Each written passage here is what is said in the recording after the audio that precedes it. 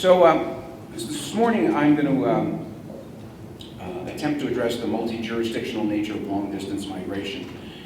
But I'm just not going to get down to the hows and whys. I really want to talk conceptually about this idea of corridors, and in that way talk about one of the challenges, which of course can be an opportunity to work across jurisdictions to try to meet the needs of migratory ungulates like mule deer and other species. There are four concepts that I want to talk a little bit about. One I call ecological infrastructure. I don't know if that one's in the literature, but I thought I'd throw it out there. Conflict avoidance, that's something everybody can appreciate. Landscape level planning, which I think is now coming into its own. And then really the critical element in all of this, which is science-based collaboration. So by way of background, I'll just emphasize, again, something that I know you all recognize living here. The West is clearly undergoing a very rapid transition. At least those of us in the East like to think of the Wild West. And the West, unfortunately, as you know, living here, is really no longer as wild as we imagined it or we would want it to continue to be. Human growth and development is having a big impact. And it's changing nature. The unfortunate thing is that nature is ill-prepared to respond to those changes. Iconic landscapes are under tremendous stress from various anthropogenic forces, and it challenges us to meet the needs of our communities, of society, in fact, more and more to provide goods and resources across the globe, and at the same time maintain the character of these unique landscapes, these iconic landscapes that really define the West.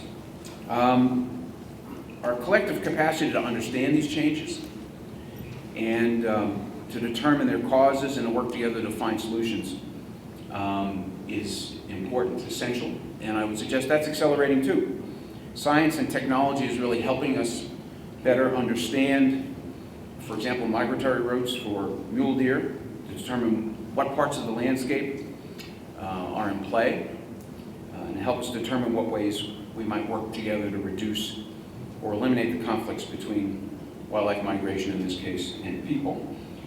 We have the research, we have certainly the knowledge, and more we have the tools and technology to allow us to map that information and display it in ways that even people who read the New York Times can understand. So other than the work that's been done to this point in time on the red desert to hoback population, why haven't we done more of this? And what's it going to take for us to get there? So I'd suggest that the reason we haven't done more of this is we've really yet to make concern for and addressing the needs of wild ungulates and their migratory routes a priority. We've really been challenged to make people aware of how significant this is. Significant to maintaining the population, significant to maintaining those wildlife that are important culturally and socially and economically and recreationally. So I think the real challenge for us is to put together the information, to sit down and work together and demonstrate that we have ways of conserving these corridors and at the same time maintaining the economic growth and vitality that is essential to all the communities which we live and serve. To see the value in doing it now, I think what's important is that we need to use the information we have to maintain and restore migratory routes and really work together to try to reduce impediments to migration, to find creative solutions to reduce or eliminate barriers that can mean the difference between keeping some iconic species on the Western landscape or losing populations or, God forbid, entire species. So in brief, I'll begin at the end and just simply say that I think our great challenge here is maintaining migratory species and their migratory corridors on a shrinking Western landscape. And I would suggest to you that the task at hand is less one of understanding the research and the science and technology, but more about shared values and understanding the social, cultural, and economic importance of these species and the work that we have to do. So some of this comes down to what we value. And I guess in the end I would say, are we willing to work together to try to work across landscapes and across jurisdictions to protect these species and their corridors? And if we are, then how are we going to use the information that's at hand, the science, research, and technology, so that we can make informed decisions that can achieve those outcomes? And the concept of working together across a landscape using science-based information in a collaborative way to develop solutions. We had the benefit of science. Western Association of Fish and Wildlife Agencies has worked on this issue, have raised awareness and concern about the hope for and the potential to conserve greater sage grouse for decades. In 2006, they put out a seminal report, which really was the foundation for the work that we did. There have been many contributions from numerous universities, such as Wyoming, agency scientists, researchers, wildlife managers.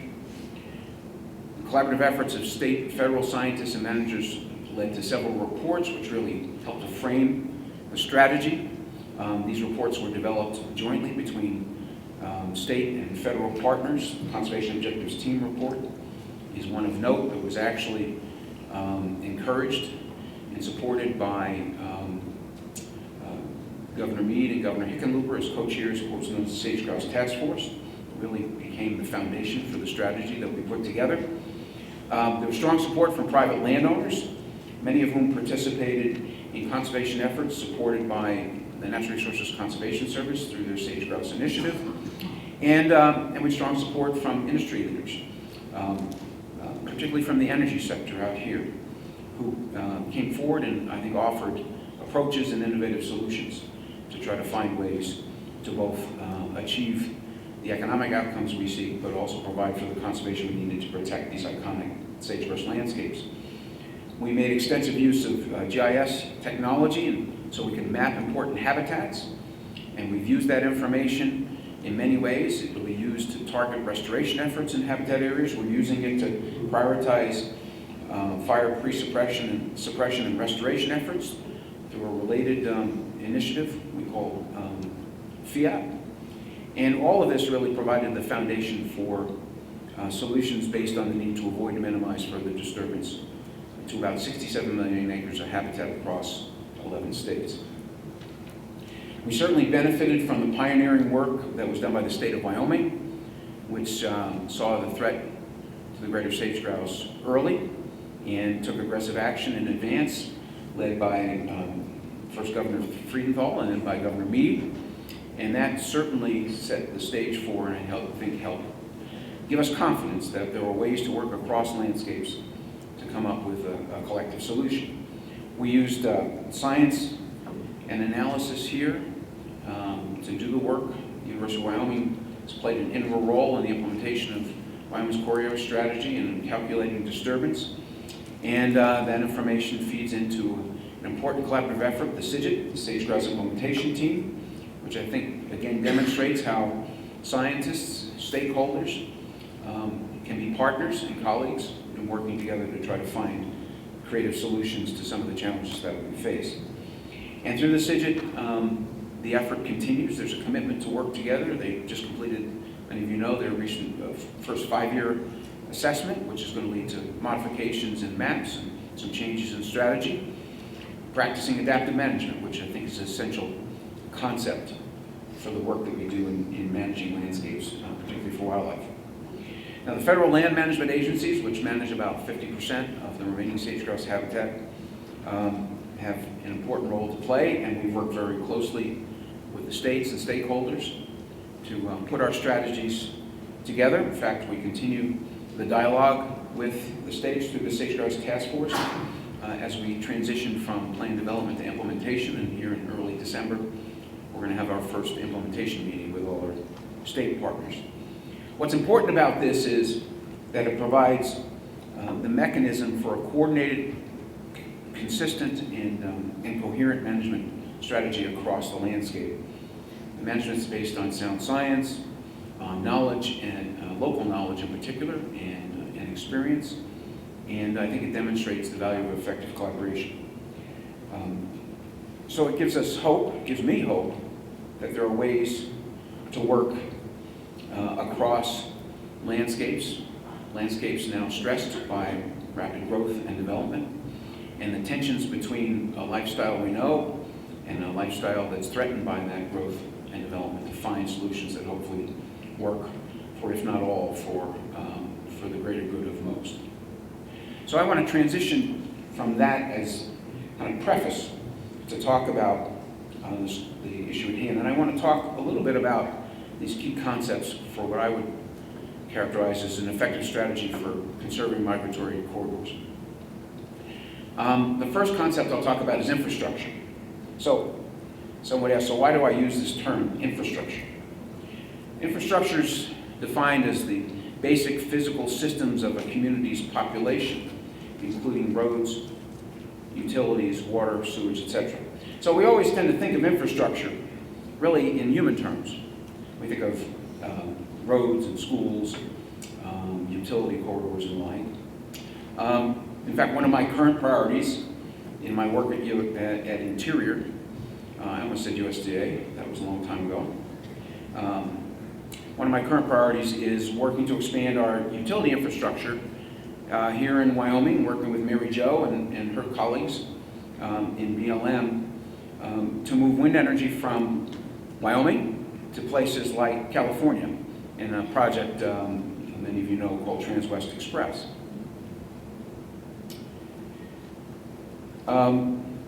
This is the route, if you will, for Trans-West Express. I'm not sure what iteration you did, Mary Jo. Hopefully it's close, but I think it will serve to illustrate a point. So now I want to shift focus from the basic needs of the human community, in this case moving energy to load, to that of a community in an ecological context. Say the needs of wild ungulates on the Wyoming landscape. So in this respect, migratory corridors like the Red Desert Hoback are a basic physical need, an essential part of the life cycle of mule deer, and critical to the survival of this particular population. And I dare say that's probably true for other species and other populations. So, if you will, let's think of this corridor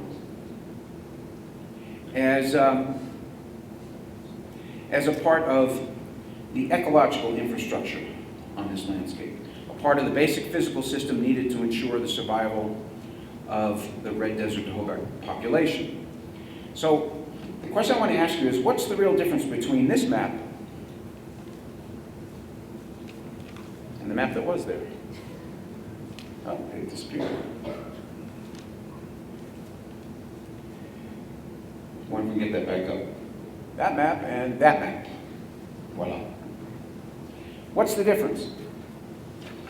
Well, obviously one corridor, Trans-West Express, will move electrons. This corridor will provide essential seasonal movement for a population of deer. We can map each of these corridors.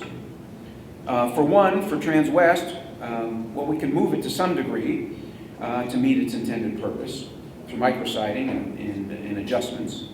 The mule deer corridor we may have a little more difficulty moving, since mule deer don't tend to listen to what we want them to do. Mule deer corridor is less flexible, if you will, and as a result, in many instances, conflicts will arise that will be difficult to resolve. We can try to reduce those conflicts by looking at things like bridges and eliminating fences and other mechanisms. But we can also try to reduce that conflict by planning in advance to try to reduce or eliminate those activities that are going to cause conflict with these corridors. Activities like energy development, transportation, or other infrastructure. So what I'm trying to suggest here is that if we value wild ungulates and we're willing to invest the time and effort in mapping these migratory routes, the infrastructure critical to their survival, and perhaps other flora and fauna associated with this community, then we might be able to protect this particular population, or in some cases, an entire community and/or an entire species for the recreational, cultural, social, economic values they provide. I would point out that, I'm going to try and go backwards here. All right. I would point out that hundreds of millions of dollars are going into the planning of this corridor. You'll have to ask Matt how much it costs to map and plan this corridor. So I only mean to suggest that while we think of infrastructure in the context of things like utility corridors, we need to adjust our thinking. We need to think about the value of these corridors as well, which are less costly to map, and use that information to more effectively address the second concept that I want to raise, which is conflict avoidance.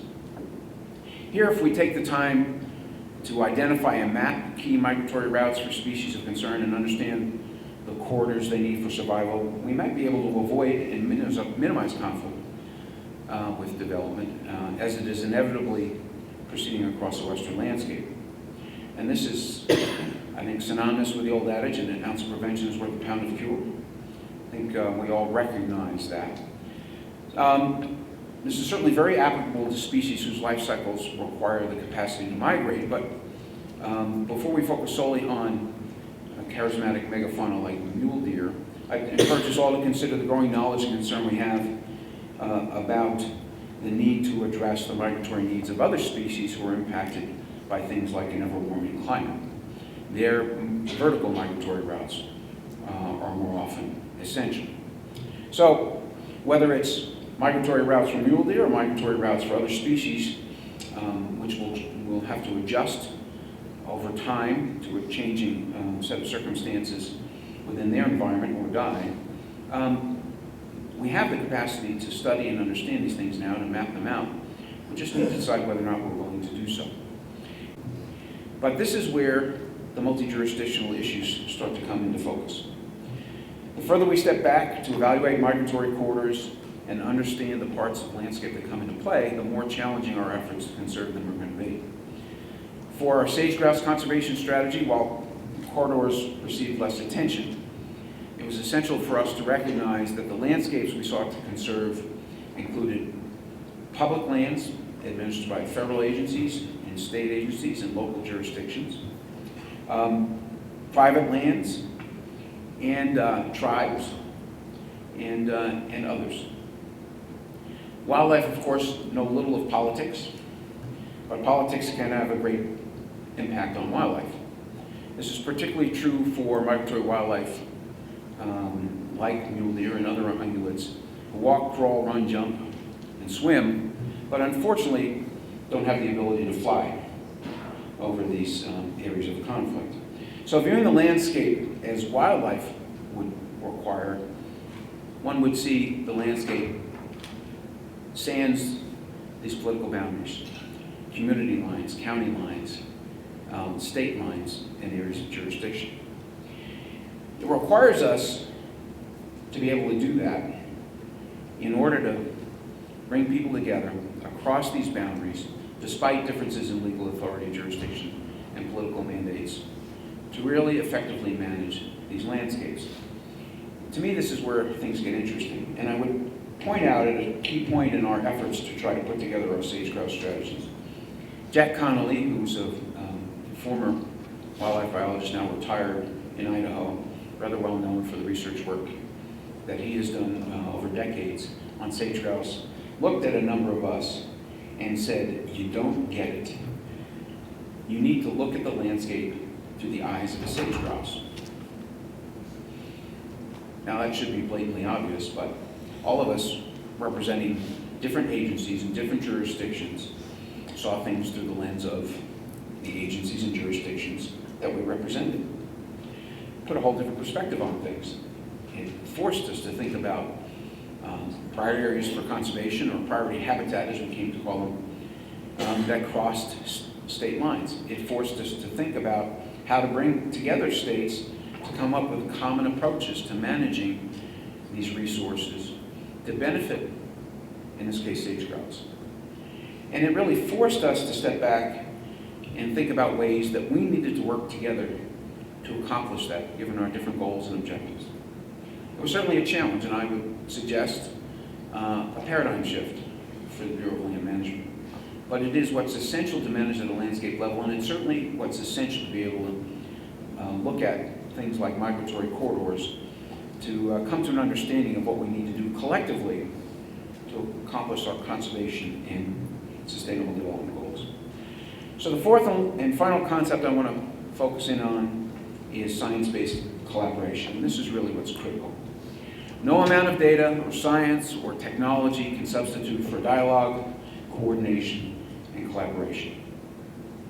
Certainly information and the ability to translate that information into a place-based story, if you will, helps resource managers, users, landowners, and other stakeholders understand the challenges. And I think that was done very effectively for the Red Desert to Hobart population in the video that many of you have seen, that was presented actually at a meeting in our Washington offices, that got everybody's attention. It told the story, which is really a fairly complex story in very simple terms. And frankly, it's part of what got me here, because I think it's an important part of communicating what we do and how we need to work together. Using these tools and using that capacity to tell this story, both to resource managers, to our political leadership, and to other stakeholders, really is what's essential for us to convert these challenges that we face into opportunities, and it's a very powerful tool to do so. This is really the foundation for a dialogue across jurisdictions that can lead to solutions, and there's no other way to slice it. This is what's essential to being successful working across multiple jurisdictions. There is no substitute than sitting down, having a conversation, sharing data and information and local knowledge, and building trust among the partners, and hopefully a common vision for what it is we seek to achieve.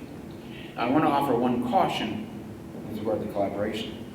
Collaboration is that is not mindful of the science of a species or of a landscape is not likely to lead to the best outcomes. And I define those as sustainable solutions. I want to be clear, though, science, the role of science and scientists, if you will, is to help provide the information that should define the sideboards that define the decision space for landscape level solutions. Science does not provide the answers. That is the job of the rest of us who are charged with managing these assets and these landscapes, and working together to try to come up with solutions that are sustainable and meet the needs of the various stakeholders with whom we work and often represent.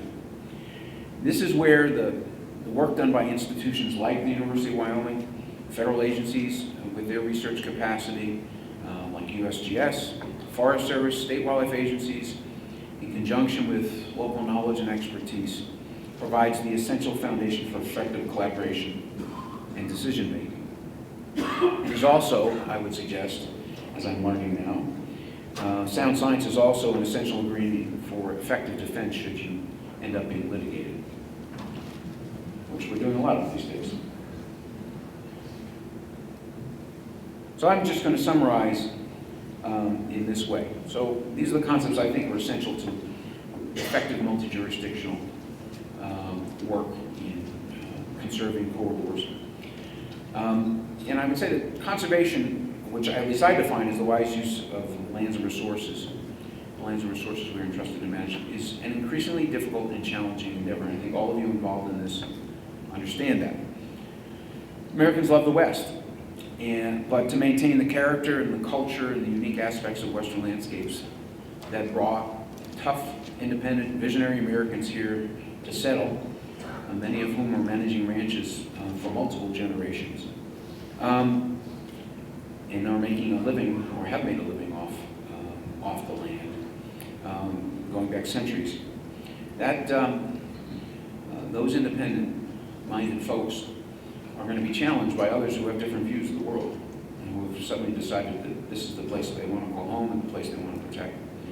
So it requires a will and a willingness to sit down and work together in a collaborative way. Americans settled the West and organized themselves in communities and created political institutions like counties and states to help govern, just like we did across the United States. However, wildlife have lived on this landscape for centuries without political boundaries. Their boundaries are set by physical features of the landscape, mountains and waterways, or high country meadows and open plains, and they continue to move about the landscape as they have for centuries, irrespective of whose turf they may be on. If we want to maintain the character of our Western landscapes, and I think all of us do want to do that, and maintain what makes the West, we'll have to find ways to share these lands with wildlife and serve as stewards of the nature that we have been entrusted to protect and conserve by using science, tools and technology available to us, which thankfully is constantly improving. I think the information we need to make wise, sustainable solutions at a landscape level through collaborative conservation is available to us. I think doing this will provide more options, will lead to better solutions, and provide more balanced outcomes. And I would suggest to you that what we are doing through this conference, what we did through sage grouse, what many of you are dealing with today, really represents what I call 21st century conservation. It's a conservation ethic, again, built on sound science, looking across landscapes, but critical to its success is bringing people together to talk about their values, their concerns, and make informed decisions about the landscapes that we are all entrusted to manage. And that's the challenge we face, but by the same token, it's a tremendous opportunity. So I want to thank you for the opportunity to address you this morning, and look forward to the rest of the day. And I want to thank the University of Wyoming and Matt and his colleagues for really taking the initiative to put this project together. I think it opens many of us our eyes to one of the other challenges that we face in dealing with this ecological infrastructure. So thank you very much.